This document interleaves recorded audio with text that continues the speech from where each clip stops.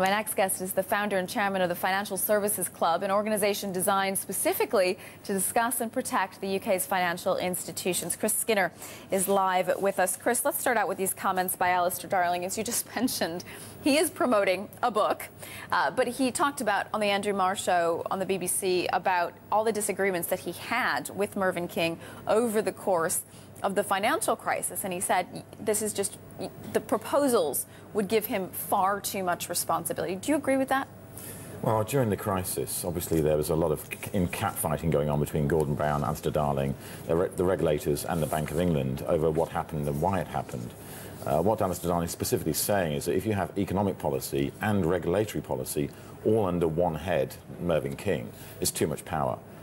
Whereas specifically this government, the coalition government, said by splitting those responsibilities, economic and regulatory policy, between two institutions, it left a big chasm in the middle, and therefore it should be under one head.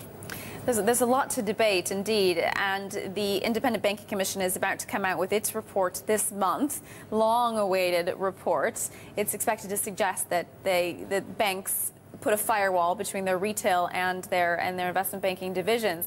Now, Ernst & Young is saying that that could actually hit economic growth because it's going to make borrowing costs higher for companies.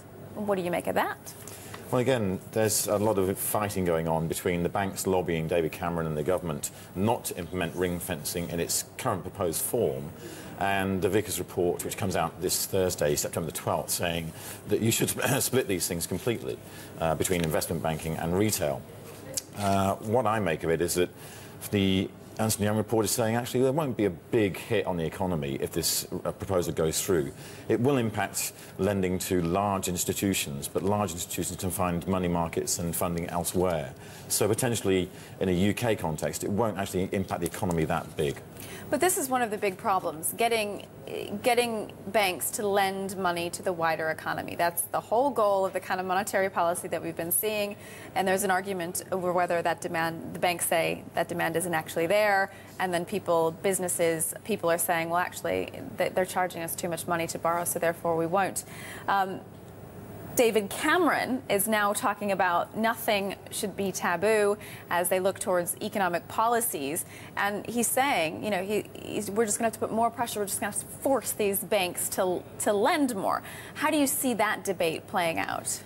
Well, there appears to be a number of factions taking place where George Osborne and Vince Cable are being reported as being in violent disagreement and yet elsewhere in agreement. And so it's a little bit of a grey picture. David Cameron, meanwhile, is appearing to be more on the bank's side from the lobbying of the banks to say maybe we should not implement this in a rushed fashion. We should delay implementation of the Vickers report maybe till 2015, in which case it's putting things back way further than we expected before. And that is the solution that bankers want. Do you agree with that? They should delay the implementation. I think right now there are so many clouds on the horizon of the European banking markets, in that you've got the US squeezing money market funding into Europe, you've got the Eurozone banks worth less than Apple as a market capitalisation, you've got the UK banks being threatened with legal action by the US government over mortgage lending and the subprime crisis. There's so much going on that potentially a delay would be a good thing. Okay, Chris Skinner, founder of the Financial Services Club, thanks very much.